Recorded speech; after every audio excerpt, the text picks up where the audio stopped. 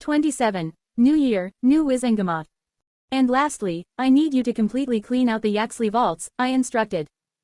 My account manager, a goblin named Bloodspur, raised an eyebrow at me, of everything. I nodded, everything. I don't want them to be able to scrape dust off the floor. Collect all their debts while you're at it. Take the payment from the seized vault contents. If there's not enough, sell their properties with them still in them. Bloodspur chuckled, oh, this will be fun. It's been decades since I've been able to exercise this kind of power on behalf of House Black. And take whatever fees you're owed from the former House Flint. I assume those vaults were absorbed into House Black when I abolished that house, correct? They were. A tight-lipped grin grew across Bloodspur's face. Good. This will be a profitable experience for both of us then. What do you want to do with the items and artifacts of both House Yaxley and House Flint?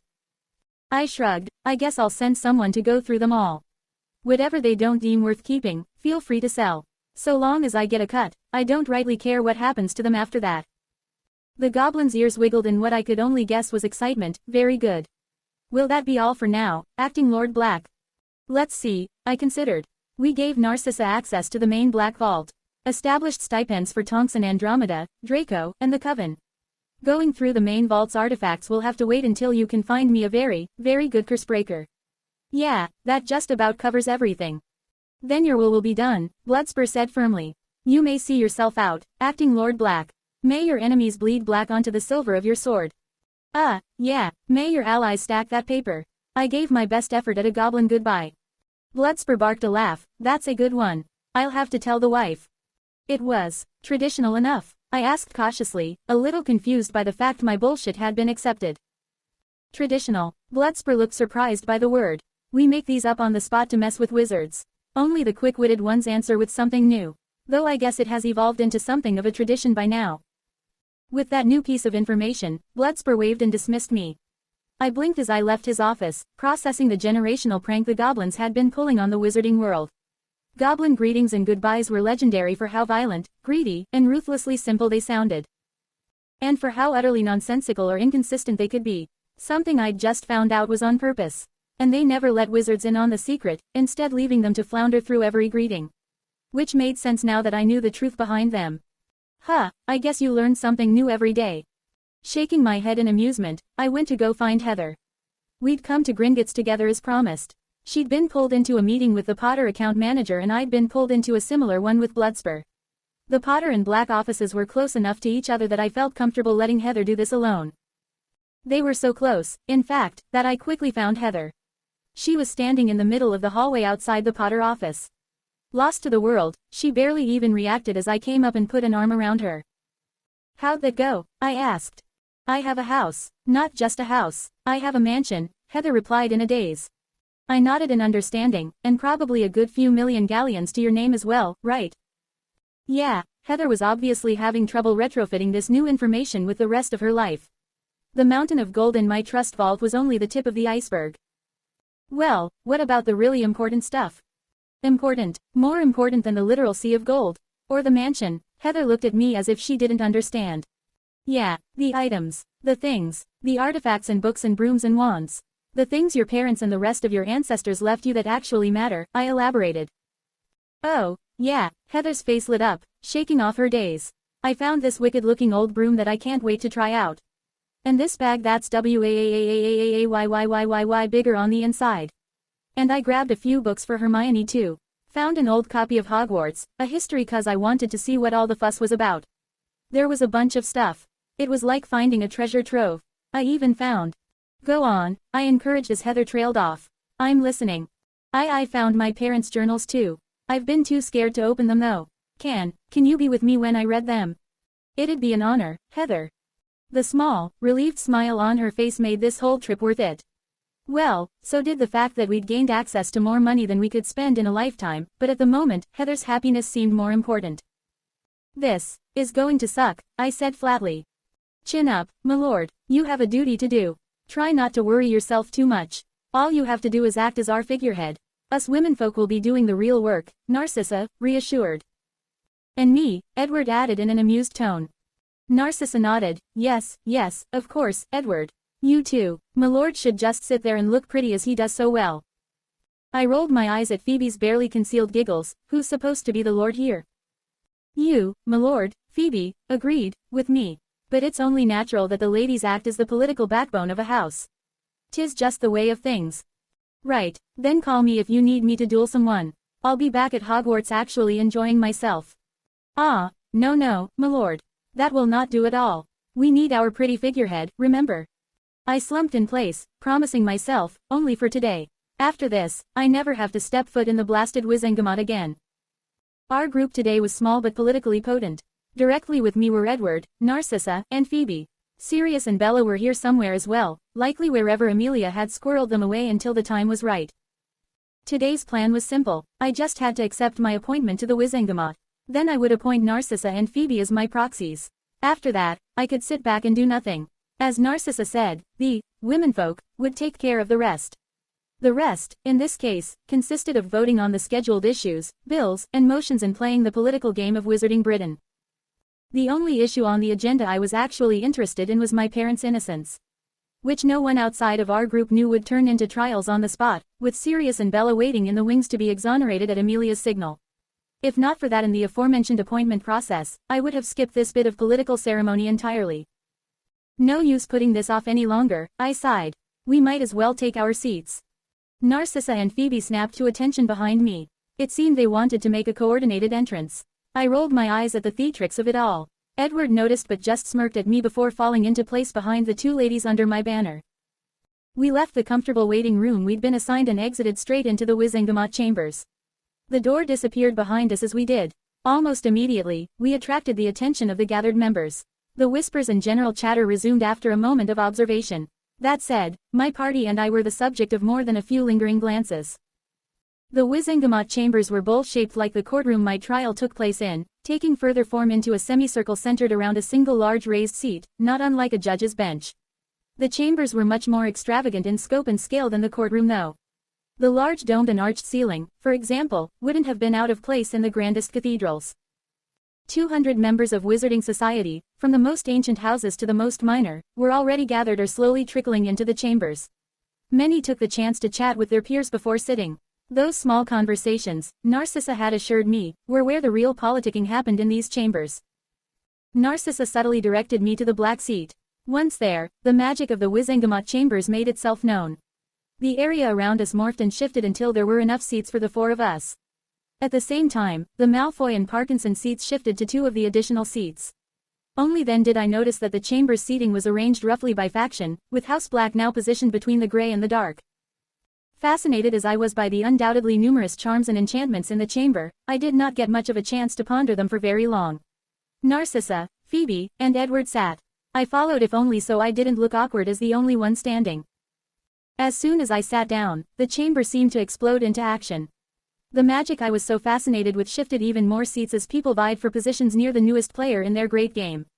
The winner on my left was someone I was slightly familiar with, while the one on my right was someone I knew I would soon be familiar with. Hello, Atlas Tilda, Valentina Zabini purred from my left. Lord Black, it's a pleasure to finally meet you. I understand you teach my darling baby girls. The exuberant voice of Lord Greengrass greeted me from my right. Hello, Cygnus, Narcissa thankfully took the pressure off me from my right. Let's give my lord some time to accustom himself to all of this novelty. Tell me, how are young Daphne and Astoria? Phoebe did not do the same thing for the threat from the left. Instead, she merely hid a tittering smile behind her hand and left me to my fate. Seeing the opening, Valentina's seat shifted a bit closer while Edward and Phoebe's seats shifted back slightly within the House Black seating box. On the very edge of the distinction between the Zabini and Black boxes, Valentina leaned toward me and fixed me with a sultry smile. Oh, how nice. I seem to have all of your Tilda attention Tilda at the moment. Mistress Zabini, I greeted, swallowing a sudden lump in my throat.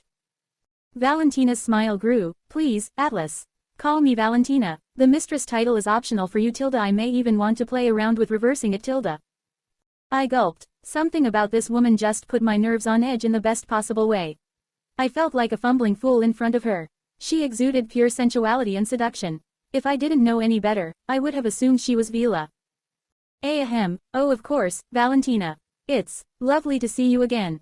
Especially with how we left off our last meeting. Oh Tilda, did you end up using my gift Tilda? No, a man like you has no need for solo pleasure like that. Perhaps you had it framed so you may gaze upon my beauty whenever you wished Tilda. I tried not to let on how close she was to the truth. Septima had indeed had Valentina's lewd gift framed. I caught her looking at it with a considering expression more than once.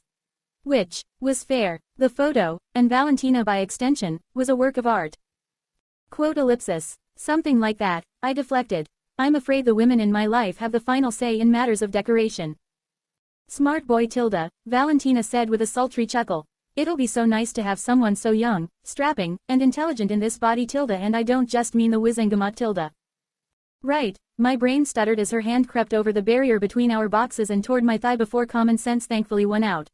Tempting, but fortunately, I don't have a death wish. Narcissa, switch.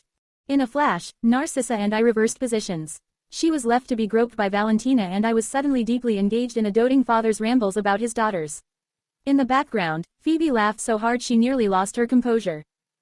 And Astoria, oh, my little story Tilda. She recently sent home a letter requesting some muggle clothing. The little minx is growing up so fast. Oh, I'm so proud of her. I think she has her first crush. Daphne's been quiet as usual. I think she's scheming something again. You know how girls get, don't you, Narcissa? Narcissa, oh, Lord Black, how wonderful of you to join me. Cygnus Greengrass was a dignified-looking man, with salt and pepper hair and a gloriously groomed mustache. His personality, though, was completely at odds with that outward appearance. He was boisterous, all deep, belly laughs and excitement, especially when he was talking about his children. He certainly didn't strike me as the typical boring pureblood I'd imagined. On my other side, Narcissa squeaked suddenly, Valentina. Save it for our next tea time. I smiled at my future father-in-law, hello. Sorry to intrude but I simply needed an escape route. Cygnus, right, I don't think we've been properly introduced. Call me Atlas. Cygnus, smile was genuinely bright, flashing straight, white teeth at me, capital.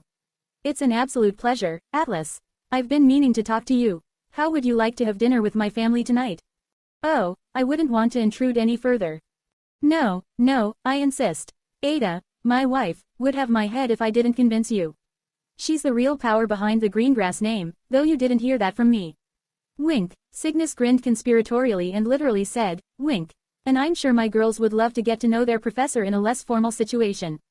To say nothing about the contract and Daphne's betrothal. Why, you're practically family already. My smile grew slightly strained but I didn't protest too much. Narcissa was very heavy-handed in her insistence that I accept the contract for the good of all of my houses. Septima advised me to seriously consider it as well, citing her growing equations regarding the coven. I was reserving the final say for myself. Until I saw how Daphne felt about the subject at least. If she resisted at all, there would be no making me go through with it. Yes, the contract is something I wished to discuss with you and your family. I suppose dinner would be perfect for that conversation. I tentatively agreed to Cygnus' invitation. Wonderful, Cygnus exclaimed. Soon enough I'll have my first grandbaby to spoil rotten. I didn't get a chance to respond to that statement other than to pale. Instead, the Wizengamot proceedings started and silence was enforced upon the chamber. Dumbledore had taken his place as chief warlock at some point, sitting regally at the head of the chamber. The discreet wink he shot me when our eyes met dissuaded that regal appearance somewhat. Dumbledore stood to make a few opening remarks, yes, order and all that jazz. Welcome, everyone, to the first session of the year. Let's get the usual out of the way first. Firstly, congratulations, as always, to Madame Marchbanks. The old bag of bones has managed to last one more year with us. I can still take you over my knee, boy. A gnarled and ancient witch shouted with a surprisingly spry voice from a box within the light faction. Dumbledore grinned in response, you can certainly try, Griselda. Secondly, the annual anonymous request to reinstate Muggle slavery has not been renewed. Coincidentally, Lucius Malfoy is no longer with us. I'm sure those two facts aren't related at all. Narcissa groaned in embarrassment and Dumbledore continued, thirdly, Mistress Sabini's newest husband has suffered the annual fate. I believe that was number 14. She has informed me that she is currently taking applications again.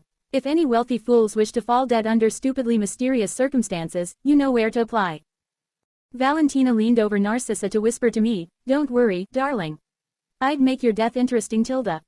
I ignored her. That offer shouldn't have been as tempting as it was. Damned witch. Dumbledore continued again, his tone growing deeply exasperated. Fourthly, please, for the love of magic, people, stop apparating into places blind. Think for once in your miserable lives. I will consider the next wizard caught without a good excuse to be volunteering themselves for the position of Undersecretary's undersecretary. Yes, that does mean you will be picking up after the toad. And finally, I would like to welcome our newest member. Acting Lord Atlas White-Black, one of my own Hogwarts staff and a good friend of mine. I have high hopes that his presence will shake things up around here. Some of you will not like the changes he is bound to bring with him. And to that I say, challenge him to a duel. Merlin knows the Wizengamot could use a good pruning.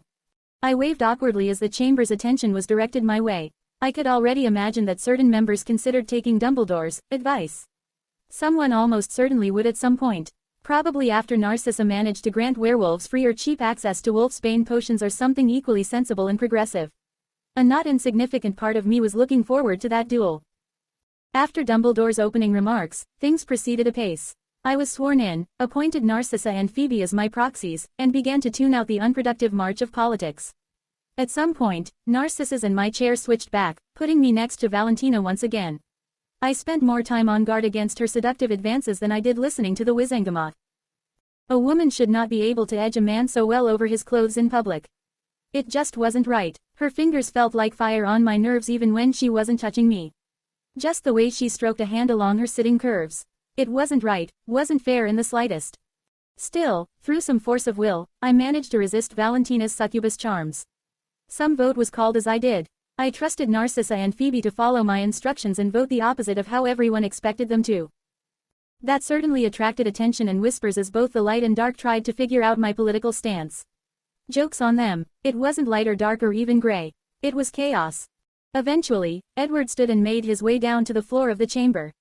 I'd appointed him as the sole solicitor for House Black at the moment. That, of course, meant he would be representing Sirius and Bella. Sirius was called out first, making his entrance with roguish smiles and an easygoing swagger. His trial and defense were as simple and straightforward as I'd been expecting. All Edward had to do was request Veritaserum and then Sirius told the whole Wizengamot the truth of that fateful night.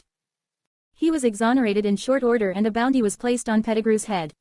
Instead of joining us, he went to sit by Amelia. She gave him a sweet kiss to the surprise of most. It seemed as though they'd been rekindling whatever relationship they'd once had while Sirius recovered. While Sirius was met with nostalgic scorn and admiration from the female population of the Wizengamot, or his generation at least, Bella's entrance was met with something else.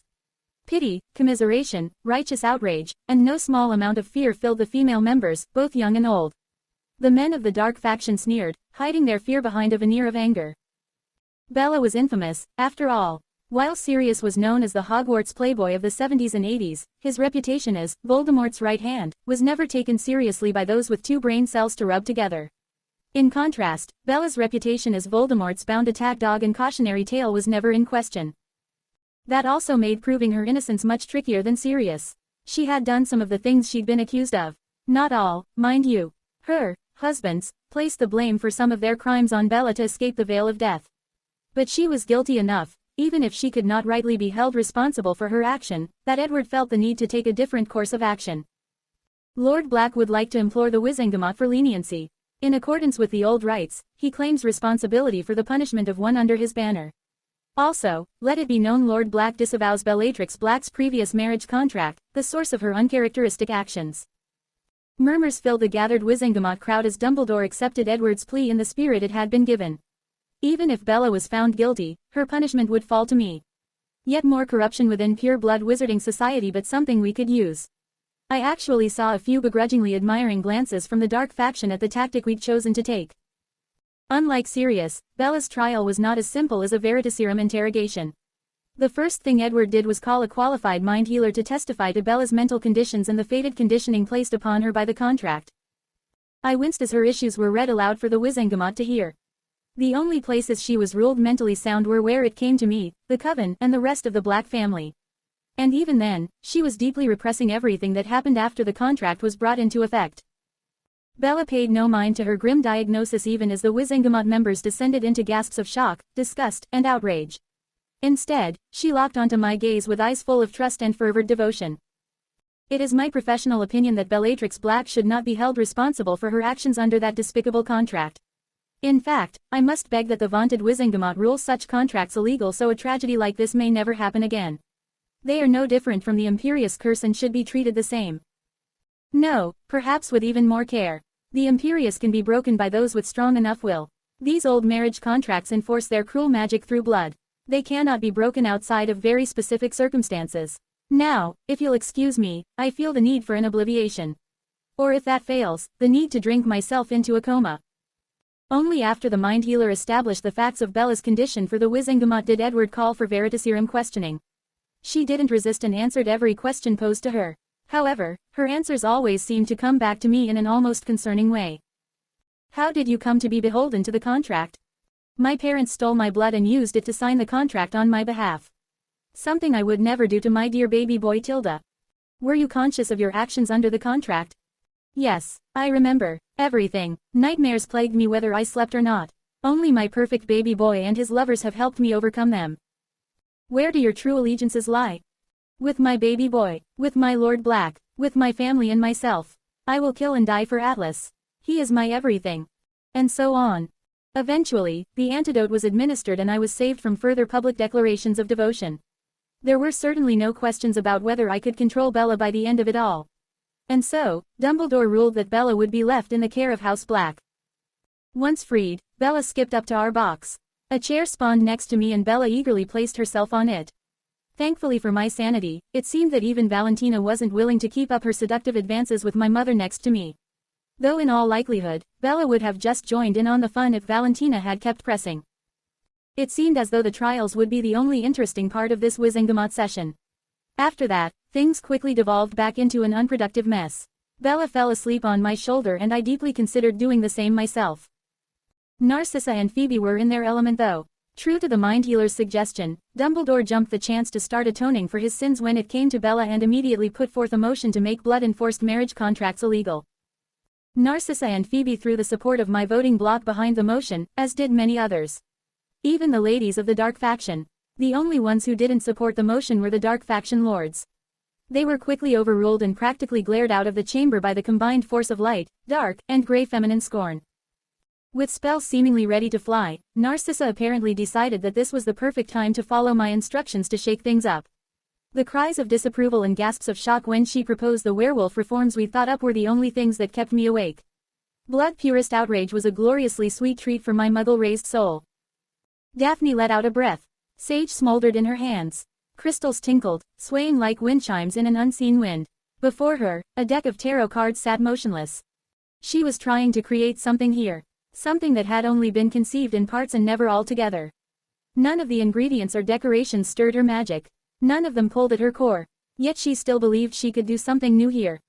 As the top card of the tarot deck twitched, the calm atmosphere Daphne had created in her room was broken. Daphne Tilda, Astoria called in a sing-song voice as she barged through the door, not bothering to knock as always. Daphne sighed, "Story, now isn't a good time." Astoria's nose crinkled, "Why not? You're just playing with your witchy, muggle things. They don't actually do anything. And I don't know why you bother with them. We have actual magic, you know." Daphne rolled her eyes. "I've told you before, I think there's something here. Maybe squibs were the ones who started the rumors about magic in the muggle world. We'll never know unless we try. The only things there that are even remotely related to magic are the tarot cards. And they're still not proper tarot cards," Astoria pointed out as usual. Daphne ignored her sister's skepticism. "What do you want, Astoria?" Oh Tilda." Astoria hopped in place as she remembered the original reason for her rude intrusion. "We're having a guest for dinner. You'll never guess who." "Who?" Daphne asked, her voice as monotone as ever. "Professor Atlas Tilda," Astoria replied, giddy with excitement. "Daddy sent Mother a message to say he met him at the Wizengamot meeting today and convinced him to come over for dinner. I think we're finally going forward with the thing. You know Tilda, the contract Tilda." "Wonderful." Daphne's flat tone betrayed none of her emotions. "I assume Mother sent you up here so that we may prepare and make ourselves presentable." Astoria snorted, giggling, "Duh Tilda. We can't bring shame to our family's name by having a single hair out of place, can we Tilda?" Daphne raised a dull eyebrow. "Then why are you still in your pajamas? It's 4 in the afternoon." Her troublesome little sister just beamed a smile at her. "You have to brush my hair."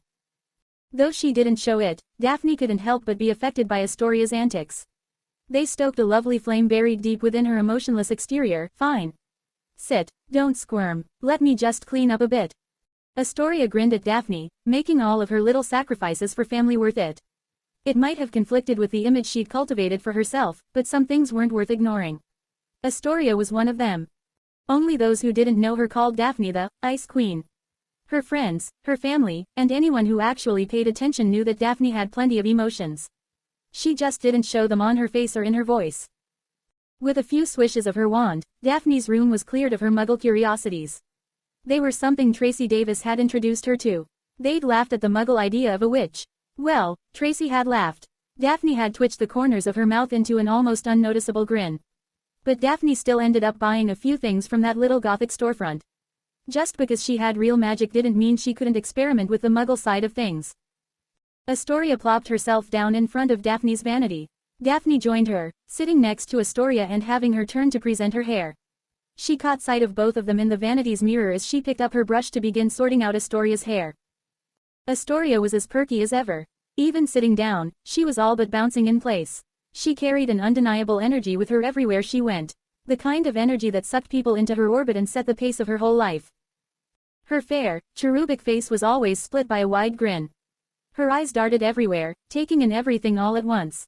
Her cheeks were naturally rosy with blush, and like most witches, and even wizards, Astoria required no makeup to look her best. Long white hair was gathered in Daphne's hands as she brushed Astoria. Silky smooth and soft as sin, Astoria clearly took after their mother in that regard. Her personality, however, was entirely from their father. Daphne was the opposite side of that coin. Her appearance took after their father, specifically with his dark hair. While her personality was taken directly from their mother, though tweaked in certain ways that made Daphne her own person. Daphne was cold in a monotone, seemingly emotionless sort of way. Their mother was cold in a stubborn, calculating, and ruthlessly ambitious way. The slight differences had caused some distance between the mother and daughter. Oh, there was no doubt in Daphne's mind that her mother loved her. But she also knew her mother wouldn't hesitate to use her to get ahead. After Tracy introduced Daphne to Muggle culture, namely a certain niche, dark, gothic aesthetic that Daphne and Tracy happened to run into while they were out in the Muggle world and fell in love with, their relationship grew the tiniest bit more strained. Ada Greengrass didn't understand the small spark of rebellion that caused her daughter to dress the way she did or engage with Muggle culture the way she did. Never mind the fact that Ada's choice of style could easily have been mistaken for goth.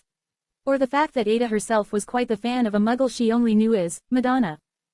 Her mother's hypocrisy was an old topic for Daphne by now. They didn't have a hostile relationship though, even with all of their petty disagreements.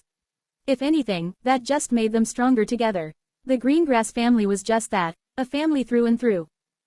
A family that would potentially be growing very soon. The Black Greengrass contract, something that had been looming over Daphne's head since she was just a girl. Something that had lost its intimidation very recently with the discovery that she wouldn't have to marry Draco Malfoy. The contract originally started as a way for Lucius Malfoy to force House Greengrass to violate their neutrality and give his hopeless spawn any chance at marriage. It was something Cygnus Greengrass had been forced to sign practically at one point. But with Lucius falling to an untimely death, hope shined at the end of the tunnel. Then came Professor Atlas, reveal, and that hope flared bright as the sun. In an instant witnessed over the WWO, Daphne had gone from a likely doomed and dreaded future with an unslytherin pawns to winning the marriage lottery, if you asked Pansy, at least. Daphne wasn't as crazy about the professor as Pansy or even Astoria were, but she certainly liked him a fair bit better than Draco. She was willing to give the contract a shot now. Any more would have to wait until they had an actual conversation in a casual setting. Something which it seemed would happen tonight. Done, Daphne said, her tone flat and not portraying her inner thoughts at all. Now, get up and I'll help you get dressed. Astoria cocked her head cutely. Don't you need to change, Daphne? Daphne looked at herself in the mirror as if just remembering what she was wearing. The piercings were a bit much, as were the choker and Muggle t-shirt she was wearing. Hell, the fake tattoos might just give her mother a heart attack at the indecency of it all. Her reply was deadpan, but there was the barest hint of a smirk on her face. Nope, I look perfect.